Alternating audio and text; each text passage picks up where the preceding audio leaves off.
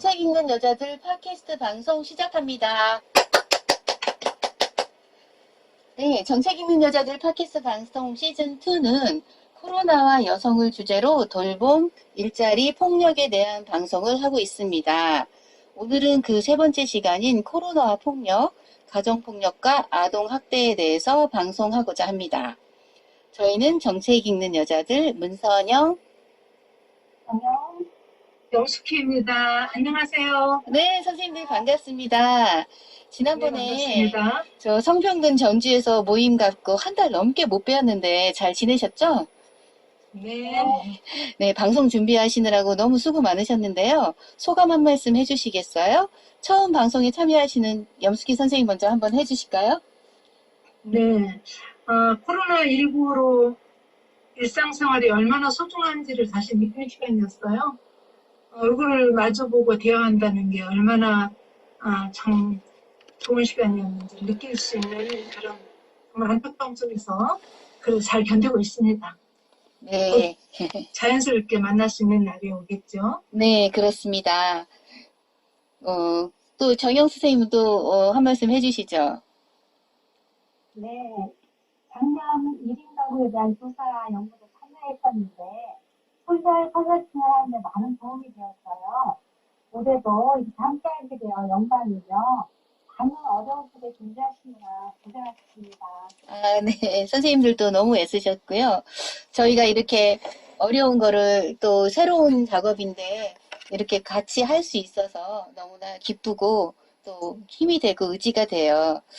코로나19가 장기화됨에 따라 우리 사회는 많은 어려움을 경험하고 있습니다. 코로나19 감염병 상황은 지금도 진행되고 또 마스크 쓰기와 사회적 거리두기가 새로운 사회적 규범이 되었고 교육과 경제, 문화, 종교생활 전체가 바이러스 전파 전도에 따라서 단계별로 조정되는 초유의 사태를 경험하고 있습니다. 이렇게 코로나19가 장기화되면서 가정 내 여성과 아동을 대상으로 한 폭력이 크게 늘었습니다. 이 코로나19의 장기화로 스트레스가 증가하고 각종 불확실성이 생겨난 가운데 집에서 서로 밀접하게 보내는 시간이 늘어나면서 상대적으로 약자인 여성과 아동에게 폭력이 행해지게 된 것인데요. 그래서 저희 정책 읽는 여자들에서는 코로나19 시대의 아동 학대와 가정 폭력에 대한 국내 실태를 살펴보고 해외 사례와 정책을 소개하려고 합니다. 또 이러한 연구를 토대로 코로나 뉴노멀 시대 폭력에 대응할 정책 제안을 하려고 합니다. 정영 선생님, 그 코로나 시대의 가정폭력 실태에 대해서 조사하셨는데 말씀 좀 해주실까요? 네, 저는 코로나로 인한 가정폭력 실태에 대해서 조사해 봤는데요. 우리나라 경우 가정폭력 신고는 오히려 2019년 대비 4.9%가 줄었다고 합니다. 가정폭력을 이유로 상담하는 비율이 1월에 26%에서 2월, 3월 40%대로 증가되었고, 일부 지역에서는 가정폭력 신고 및 검거 건수는 증가되었다고 발표되었습니다. 전국 가정폭력 상담소 현장에서는 코로나19 장기화로 재택근무, 등교 중단, 실직 등은 늘어나고 있으며 경제적 문제까지 가중되면서 갈등과 폭력이 증가해 가족 상담 요청이 많았다고 평가하고 있습니다. 여성 긴급전화 1366의 전국 현황에서 2020년 가정폭력 피해 상담 비율은 57.6%였는데 작년 동기간 때 상담률이 감소했던 것과 달리 올해는 증가 추세를 보이고 있어요. 근데 반면 내방 상담률은 2019년 8.5%에서 2020년 6.8%로 방문 상담률은 2019년 3.7%에서 2.0%로 감소하고 있어요. 이는 코로나19로 인해서 피해자들이 참고 견디는 상황에 머물러 있을 가능성이 크다고 분석할 수 있습니다. 그러나 이 같은 수치 비교로 한국의 가정폭력 발생이 다른 국가와 다르게 줄었다고 판단하기는 어렵습니다. 국가별 이동 제한령의 수준에 따라 가족 구성원이 함께 집에 머무르는 시간이 다를 수 있으며 가정폭력을 신고하지 않는 다양한 사정들도 고려해야 하기 때문이죠. 한국 여성의 전화는 우리나라 경우 코로나19 확산을 전후해서 가정폭력 증가율에는 큰 변화가 없는 것으로 나타났다 하고 말하는데 미국이나 유럽의 경우는 가정폭력을 당했을 때 적극적으로 신고를 하는 경향이 있기 때문에 가정폭력 신고가 증가했지만 한국의 경우에는 피해자가 가해자와 함께 있는 경우 오히려 신고를 꺼리기 때문으로 분석되고 있습니다. 네, 잘 들었어요. 전화 상담은 늘고 내담 상담은 줄었다는 점이 눈에 띄네요. 또한 외국과 비교해서 문화적인 차이가 신고에도 영향을 미치는 것 같습니다. 전면적인 제한 조치가 없었는데도 이렇게 심각한데 만약 그런 조치가 있었다면 더 힘든 상황이 될 수도 있었겠군요. 이번에는 아동학대 실태에 대해서 염숙희 선생님께서 말씀해 주실까요? 네, 코로나19 시대의 아동학대 발견율과 발생률에 대해서 말씀드리겠습니다. 2020년 하반기 들어 천안 아동 사망 사건과 창녕 사건이 있었죠. 네, 그리고 최근에 인천 형평 화재 사건이 발생했어요. 피해자는 모두 10세 미만의 아동으로 아동학대와 방임의 결과였으며 이와 같은 사건들이 매년 늘고 있다는 것입니다. 2014년 1만 건이 넘었고 2018년에는 24,600 사건이었습니다. 네, 아동학대 발견율은 2018년 2.98%로 호주나 미국 등의 타국가의 2.1%에 비해 낮은 편입니다.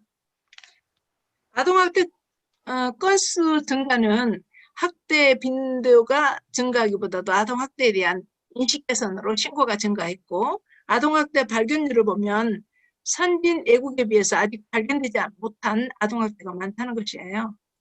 아동학대는 초등생 비율이 높고 학대 행위자의 80%가 부모이며 40대가 가장 많았습니다. 아동학대 대응은 신고주의에 기반하고 있기 때문에 누군가 112에 신고해야만 경찰과 지역사회 아동보호기관이 개입할 수 있다는 것이 문제입니다. 코로나19 대응 단계가 높아지면서 각 학교, 유치원, 어린이집이 문을 닫고 아이들의 방과 후 보호를 받았다는 전국 4,000개의 지역아동센터와 170여 개의 다함께 돌봄센터 그리고 지역사회 복지관 등의 휴관으로 인해서 아이들이 집 밖으로 나가지 못해 학대가 발생돼도 발견이 어렵다는 것이 사실화되고 있습니다. 2020년 상반기 아동학대 신고 건수는 예년에 비해서 20%나 줄었어요. 특히 신고 의무자이면서 단독 직군으로서 신고 비율이 가장 높은 초, 중, 고 교사와 각종 사회복지 관련 인력의 신고율이 격감한 영향이 클 것으로 보고 있습니다.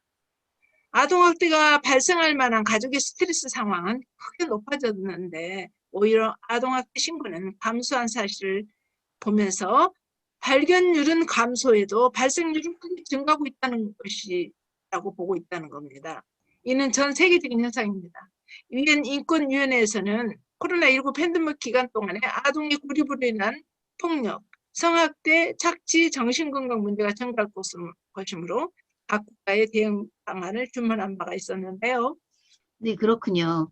신고주의를 취하고 있어가지고 누군가가 신고를 해야만 사회의 보호체계로 들어온다니 참 안타깝네요. 발생률은 높지만 발견율은 낮은 상황이고 코로나 상황하에서의 아동학대 유형을 좀 정리해 주실까요? 아동복지법상 아동학대는 아동의 보호자의 아동에 대한 적극적인 폭력이나 가혹행위뿐만 아니라 소극적인 유기 또는 방위까지 포함하고 있어요. 대중매체를 통해 접하는 아동학대 사건은 대개 적극적인 가혹행위가 대부분이지만 소극적이더라도 방임이 누적되면 그 폐해가 신체적, 정서적 학대에 빼먹지 않습니다. 한국 아동권리보장원은 지난 5월 아동복지 서비스를 받는 전국의 아동 3,175명을 조사한 결과 42.8%가 성인 보호자 없이 또래 친구나 형제 자매와 함께 많은 시간을 보내고 있으며 이들 중 40%는 3시간에서 4시간 이상 혼자 지낸 적이 있다고 해서 돌봄 공백이 방임으로 이어지고 있음을 보여주고 있습니다. 또 다른 아동학대 유형은 확장된 온라인 환경과 관련된 디지털 성학대 사건입니다. 대면 수업이 원격 수업으로 대체되면서 아동의 디지털기가 접촉이 늘었고 온라인 환경은 은밀하다는 점에서 오프라인에 비해서 온라인 그룹명을 통해서 아동을 유인하기 용이하여서 성착취물을 제작하거나 그 유포에 따른 파급 효과가 엄청 크고 있다는 거 아시죠? 작년 초 조지빈 텔레그램 엠번방 사건처럼 확장된 온택트 상황이 방임과 중복되면 아동의 성학대 피해는 더 늘어날 것입니다. 네, 돌봄 공백이 방임으로 이어지고 이는 또 온택 상황에서의 디지털 성학대로 연결될 수 있다니 정말 위험한 일입니다. 이렇게 코로나 상황 속 가정폭력과 아동학대가 전 세계적으로 일어나는 상황인데요. 염수기 선생님, 아동학대에 대한 해외 상황은 어떤가요? 네, 코로나19 확산은 전 세계적으로 영향을 미치고 있죠. 특히 빈곤층과 아동 여성 등 취약계층의 가중된 어려움을 이야기하고 있습니다. 유니세프에 의하면 104개국의 18억 아동에 대한 폭력 예방 및 대응 서비스가 중단되었다고 합니다. 국가별 아동 폭력 관련 서비스 중단 건수는 남아시아에서 6억 1,600만 건으로 높게 나타났어요. 또한 서부 및 중앙 아프리카에서 2억 3,400만 건, 또 라틴 아메리카나 카브리아의 국가 등에서는 1억 7,200만 건으로 나타났는데요. 조사 결과에서 볼 수 있듯이 인구수가 많은 여러 아시아 국가와 소득 기준 하위권인 저소득 그리고 중간소득 국가의 서비스 중단 건수가 높은 것으로 나타났습니다. 이는 가난한 국가 아동이거나 취약계층 아동일수록 지역사회 안전망이 작동하지 않게 됨에 따라서 생계 위험뿐만 아니라 아동학대 상황까지 노출된 가능성이 높을 것으로 우려하고 있습니다. 네, 재난으로 인한 폭력 피해에도 가난한 국가는 더욱 위험한 상황이네요. 국가의 보호 체계가 정말 중요하다는 걸 반증하는 것이겠죠? 네. 그럼 이번에는 그 가정폭력에 대한 해외 사례 및 정책 대응을 정영 선생님께서 말씀해 주실까요? 네, 먼저 해외 사례를 살펴보겠습니다. 세계 각국이 가정폭력의 증가를 심각한 사회 문제로 인식하고 대처하고 있는데요. 이는 격리 상태에서의 폭력이 피해자의 고립감과 무기력을 더욱 증가시키기 때문입니다. 더욱 코로나19로 피해자 지원 기관들이 대면 상담 및 치료를 중단함으로써 피해자들의 심리적 공황 상태는 더욱 커지고 있다고 합니다. CNN에 따르면 코로나로 인한 봉쇄 조치 이후 미국 뉴욕 나소 카운티는 가정폭력 사건이 10% 증가했으며 워싱턴 포스트 보도에 따르면 국립가정폭력 한라인은 하루에 2,000통에 가까운 전화를 받고 있으며 지난 2주 동안 가정폭력 전화 신고 건수가 2배로 증가하였다고 합니다. 봉쇄가 진행되는 동안 스트레스 증가와 갈등, 경제적 불안정과 더불어 고립으로 폭력적 파트너에 대한 여성 노출이 증가하고 이로 인해 학대와 통제가 발생할 수 있고 이런 문제가 있던 경우 상황이 악화될 수 있다고 보고 외출 제한 명령은 피해자를 위험한 상황에 머물 수 있다고 미국 보건복지부는 판단하였습니다. 네, BBC에 따르면 영국과 북아일랜드에서도 최근 이동 제한령이 시행된 후 가정폭력이 20%가량 늘어난 것으로 보고되고 있어요. 한 주 동안 가정폭력 상담소에 걸려온 전화량만 해도 65%가 증가하였다고 합니다. 중국의 화푸시보는 후베이성 봉쇄 조치 이후 젤리현과 첸장시에서 가정폭력이 300건이 넘었고 징저우에서는 봉쇄령이 내려진 2개월간 가정폭력 신고 건수가 전년 대비 3배나 늘었다고 합니다. 유럽의회는 회원국의 코로나19가 확산되는 시기에 가정폭력 피해자 지원 서비스를 증가시키고 요구하였으며 세계보건기구는 코로나19 위기 상황에서 발생하는 여성폭력을 세계 공중보건과 여성 건강에 대한 주요 위험으로 판단하였으며 모든 유형의 위기 상황에서 여성 폭력이 증가하는 경향이 있는데 난민이나 분쟁 지역에 여성이 특히 취약하다고 보았습니다. 네, 미국, 유럽, 또 중국의 상황과 유럽의회나 세계보건기구의 입장도 들어봤는데요. 각국은 어떻게 정책 대응하고 있나요? 간략히 특히 말씀하고 싶은 정책들이 있으면 얘기해 주실까요? 네, 많은 나라 중에서 저는 특히 스페인과 프랑스 정부의 대응이 눈에 띄는데요. 스페인 카나리아 제도의 카라니섬 성평등 연구소가 지난 4월 시작한 마스크19 캠페인입니다.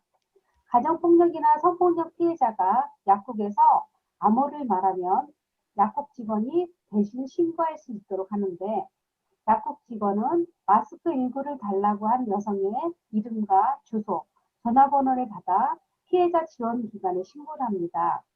피해자는 귀가하거나 경찰 혹은 활동가가 올 때까지 약국에서 기다릴 수 있습니다. 스페인 외에 프랑스, 영국 등 여러 유럽 국가들도 이와 비슷한 캠페인이 진행 중이라고 합니다. 또한 호주나 뉴질랜드, 영국 등에서는 피해자가 슈퍼마켓에서 암호를 말하면 직원이 대신 신고하는 시스템을 가동하고 있어요. 프랑스 정부는 지난 3월부터 수도 파리와 프랑스 북부 지역을 중심으로 슈퍼마켓 내에 팝업 상담소를 열고 가정폭력 피해자가 장을 보러 왔다가 자연스럽게 피해 상담과 지원 서비스를 받도록 돕고 있다고 합니다. 네, 잘 들었습니다. 이렇게 각국이 정책 대응을 그 상황에 맞게 잘 하고 있는 것 같아요. 그럼 유엔에서는 어떤 가이드라인이 나온 게 있나요? 네. 유엔 인권사무소가 국가 및 이해관계자 대응 조치에 대한 발표한 것이 있습니다. 유엔이 제안한 국가 및 이해관계자 대응 조치를 살펴보면요. 첫 번째가 젠더 기반 폭력 피해자 대상 보호 구조 및 서비스를 필수로 서비스 선언을 했습니다. 둘째는 수용 가능 보호시설 변동사항을 반영하여 상담 의뢰 경로를 업데이트하고 주요 커뮤니티 및 서비스 제공자에게 업데이트된 경로에 대해 정보를 지속적으로 제공하도록 했습니다. 또한 서비스 제공자 및 기타 전문가는 각별히 주의해서 의뢰 경로에 대해 보고를 받고 또한 이거에 대해서 가정폭력 신고용 암호 메시지를 설정하도록 했습니다. 가정폭력 피해자와 자녀를 위한 충분하고 안전한 보호소를 보장했고요. 또한 원격으로도 안전하게 접속할 수 있도록 직통 상담 전화, 온라인 채팅, 기타 다양한 지원 및 신고 도구를 적절히 활용했습니다. 또한 폭력을 신고하거나 피하려고 공세 조치를 어길 때는 처벌에서 면제되도록 했습니다. 생존자에 대한 의료, 심리, 사회적, 경제적 지원의 지속과 성폭력, 특히 부부 강간 등 강간 피해자의 안전한 피로 관리를 보장했습니다. 네, 지금까지 우리나라 가정폭력과 아동학대 실태와 해외 사례 및 정책 대응, 그리고 유엔의 제안 등을 살펴보았습니다. 그럼 이번에는 이에 대한 정책 제안으로 어떤 것들이 있을까 한번 생각해 볼까요? 네, 아동학대 방지를 위하여서 첫째, 아동학대 발견을 위한 노력이 강화되어야 합니다. 예를 들면 미디어 활용, 대국민 홍보 강화는 보편적인 접근이 중요하고요. 신고 의무자의 직역의 신고 활성화도 중요합니다. 아울러 건강상태 자가진단 앱에 아동 안전 문항을 추가하여서 아동 돌봄 공백을 확인하고 점검해야 합니다. 돌봄 공백 예상 시 돌봄 서비스를 하고 있는 지역아동센터, 다한테 돌봄센터, 학교 방과 후에 돌봄센터, 또 건강가정지원센터의 아이돌봄 서비스 등을 연계하여서 이곳으로 안내하고 일정 횟수 기간 그 이상으로 공백 누적 시 학교장이 아동을 등교 조치하는 등 현재와 같은 비상한 상태에서는 학교와 시설 보호 체계에서의 집단 감염 예방 등 학대 예방을 위한 긴급 돌봄 학대가 필요합니다. 기존의 지역 돌봄기관의 인력을 한시적으로 추가 배치하는 등 적극적인 대응이 요구되고 있죠. 둘째는 아동학대 방지를 위해서 서비스 필수 인력 도입으로 인하여 안전이 확인이 허용되어야 하죠. 2020년 10월부터 신규 배치되고 있는 아동학대 조사 공무원, 그리고 학교의 교육복지사와 상담교사 등의 위기가정, 불시가정 방문으로 인해서 아동 안전 확인이 가능해야 합니다. 아동 돌봄 사례관리 서비스 방제 제지를 규정하고 아동 중심 서비스를 위한 개인정보 이용과 제공의 절차 개선뿐만 아니라 서비스 제공 기관 간의 긴밀한 상호 연계를 촉진해야 합니다. 셋째는요, 코로나19로 확장된 온라인에서의 아동 안전을 위한 범부처 간 협력이 꼭 필요합니다.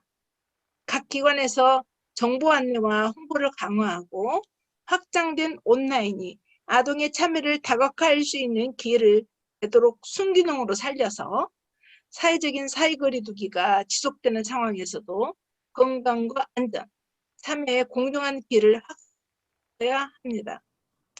이렇게 온 국민이 코로나19로 인해서 아동학대 상황의 위기를 아동학대 방지를 위한 책임감을 가지고 아동 최우선의 이익을 보장하는 아동학대 대응책을 설계할 기회를 전환해야 한다고 생각합니다. 우리 아프리카 속담 아시는가요? 한 아이를 기르기 위해서는 온 마을이 필요하다라는 말이 있습니다. 코로나19 시대에 아동학대 방지를 위해서 우리 사회가 모두의 아이들을 지켜내기 위한 다짐을 할 때라고 봅니다. 여러분의 관심이 세상의 관심을 받지 못한 주변 아이들, 이 아이들을 지켜낼 수 있습니다. 네, 정말 한 아이를 기르는데 온 마을이 필요하다는 말처럼 내 일처럼 여기는 자세가 필요한 것 같습니다. 2014년 서현이법, 아동학대 범죄의 처벌 등에 관한 특례법 제정, 2016년 원형이법, 미취학 및 무단결석 아동관리 대응 매뉴얼 강화, 2017년 고준이법, 아동학대 방지 보완대책 발표, 2021년 정인이법, 학대 피해 아동 즉각 분리제도 시행 등 사전 예방책이나 보호체계를 수립하기보다는 사후대처로 법 개정만 계속하는 상황입니다. 보다 근본적인 대책이 필요한 상황인데요. 예산도 전체 보건복지부 2021년 예산 82.5조 원 중 아동 청소년 예산은 3.1%에 불과하고 이 중 저출산이 2.8%, 돌봄이 0.3%, 아동학대는 0.03%만 할당되어 재정 지원도 미미한 상황입니다. 그러니 근본 체계에 대한 지원도 어려울 것 같습니다. 지난 4월 29일과 5월 20일에 통과된 N번방 방지법의 여러 개정안 중 형법 개정안은 미성년자와의 성관계를 미성년자의 동의 여부에 관계없이 강간으로 간주하는 의제 강간 기준 연령을 현행 13세에서 16세로 높였고요. 다만 13세 이상 16세 미만의 미성년자에 대해 성인이 범죄를 저지른 경우에 한해 처벌되도록 했습니다. 또 합동강간, 미성년자 강간 등 중대한 성범죄는 준비하거나 모의하기만 해도 처벌하는 예비 음모죄가 신설됐고요. 성폭력 범죄 처벌 특례법은 불법 성적 촬영물을 소지, 구입, 저장 또는 시청한 자에 대해 3년 이하의 징역이나 3천만 원 이하의 벌금에 처할 수 있는 규정을 신설해서 처벌할 수 있도록 했습니다. 아동의 경우 보호를 강화하고 디지털 성착취에 대해서는 범죄의 범위를 넓혔다고 할 수 있습니다. 그럼 젠더 폭력 정책 상황을 좀 살펴볼까요? 네. 코로나19와 젠더 폭력에 대한 성인지적 관점의 정책 대응이 필요한 사항이죠. 가정폭력은 대부분 가정 내에서 발생하고 있으며 은폐, 반복되는 특성상 그 초기 대응이 어렵고 폭력의 양상 또한 점차 심화되는 경우가 대부분입니다. 때문에 코로나19로 가정폭력이라는 불씨를 발생시키지 않았는지 이제 코로나19에 대한 대응과 더불어 주변 이웃과 국가가 가정폭력 피해자들에게 심한 관심을 가져야 할 것입니다. 반복된 무력감으로 자살에 이를 수 있는 가정폭력에 대한 국민과 사법기관 모두 심각성을 인식하고 가해자에 대한 엄중하고 적절한 처벌과 더불어 피해자 보호를 위한 정책 수립 및 시행에 관심을 가져야 한다는 것입니다. 피해자에 대한 지원은 단순히 국가가 피해자에 대한 물질적, 경제적 지원을 하는 것에 그치는 것이 아니라 피해자가 처해 있는 어려운 상황에서 신속하게 구제해야 한다는 의미합니다. 이를 위해서는 가정폭력 피해자가 우울증에서 벗어날 수 있도록 의료적, 치료적 지원 및 상담 지원 등이 마련되어야 할 것입니다. 또한 지속 반복되고 있는 코로나19 위기 상황에서 가정폭력을 효과적으로 예방하고 피해자를 보호 지원하기 위해서는 다음과 같은 정책 개선이 필요하다고 생각합니다. 첫째가 팬데믹 상황에서 피해자 지원 서비스 유지를 위해서 비대면 상담, 신고 등을 위한 인프라를 구축해야 하고요. 둘째, 방역 집단 감염 예방을 위한 피해자 긴급 피난처 1인 1실을 제공하고 환경 개선하는 입소자에 대한 코로나 검사 지원 등을 공공 의료화하는 것입니다. 또한 피해자 고립 방지를 위한 관련 신고 및 상담 등 서비스 접근성을 제고하고 홍보를 강화해야 합니다. 그리고 피해자와 가해자 분리를 위한 가해자의 신속하고 강력한 처벌이 요구되고요.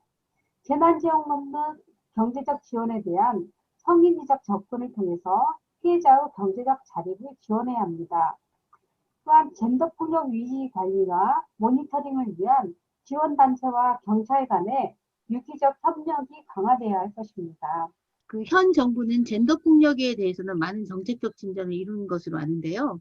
현 정부 들어서 달라진 부분이 있다면 한번 말씀해 주실까요? 네. 우선 2018년에 여성폭력 방지법을 제정하여서 2차 피해를 정리하고 국가나 지방자치단체가 이를 최소화할 수 있는 조치를 취하도록 했는데 피해자에 대한 지원을 강화하고 여성폭력 방지를 위한 기본계획과 실태조사를 여가부에서 하도록 규정했습니다. 2020년대에는 정부 합동 디지털 성범죄 근절 대책을 발표해서 아까 말씀드린 법 개정을 했습니다. 2021년에는 디지털 성범죄, 성폭력 범죄 대응 정책 총괄부서인 권익 치백과를 신설했으며 그동안 처벌하지 못했던 스토킹 처벌법도 제정했습니다. 네, 그렇군요.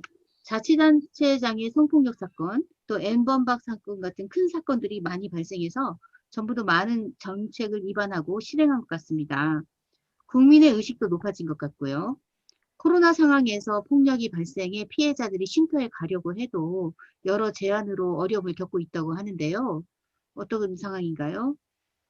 네, 보건복지부는 코로나 바이러스 감염 19 유행 대비해서 사회복지시설 대응지침을 내서 일선 복지시설에서 지키도록 하고 있지만 현실적으로 지키기가 어려운 상황이라고 합니다. 쉼터로 온 아이를 돌려보내기도 어렵고 들이기에는 공간이 협소해서 거리 유지 등 지침을 지키기도 어렵다고 합니다. 매번 드나드는 아이들을 지침에 따라 코로나 검사를 할 수도 없어 간단한 열 체크만 하고 있다 보니 모두가 위험한 상황이라고 합니다. 코로나 상황에서도 청소년 쉼터나 가정폭력 피해자 쉼터가 잘 가동될 수 있도록 공간 확보, 지침 준수, 위기 상황에서도 폭력 피해자가 발생하지 않도록 우리 모두가 힘써야 할 것으로 생각합니다. 네, 그렇군요. 오늘 이렇게 코로나 폭력에 대한 주제로 방송을 했는데요. 두 분 선생님들 방송 마치시기 전에 마지막으로 한 말씀씩 해주실까요? 코로나로 인해 경제 상황이 나빠지자 비정규직 비율이 높은 여성들이 절벽으로 내몰리고 있어요. 그런 반면 보육과 돌봄의 책임은 더 늘었습니다. 코로나19 시대에서 취약한 여성의 지위와 상황에 정부도 관심을 가지고 장기적인 대책을 세웠으면 좋겠습니다. 오늘 같은 이런 걸 작은 모임의 계기로 많은 여성들이 목소리를 내고 정책 대안을 제시하도록 꾸준한 노력이 많은 관심들이 필요한 것 같습니다. 네, 염스키 선생님도 마지막으로 한 말씀 해주실까요? 사람과 사람 사이에 경계선이 참 중요하다는 걸 느끼면서 서로 인권이 침해되지 않는 그런 사회가 정착됐으면 좋겠어요. 선생님들 네. 정말 수고 많으셨어요. 오늘 방송으로 코로나와 여성이라는 주제로 돌봄, 일자리, 폭력까지 3번의 방송을 모두 마칩니다. 앞으로 또 저희 정책 있는 여자들은 사회의 이슈와 정책을 연결하여 사회에 보탬이 되는 방송을 하도록 노력하겠습니다. 지금까지 들어주셔서 감사했습니다. 저희는 정책 정책 있는 있는 여자들이었습니다. 감사합니다.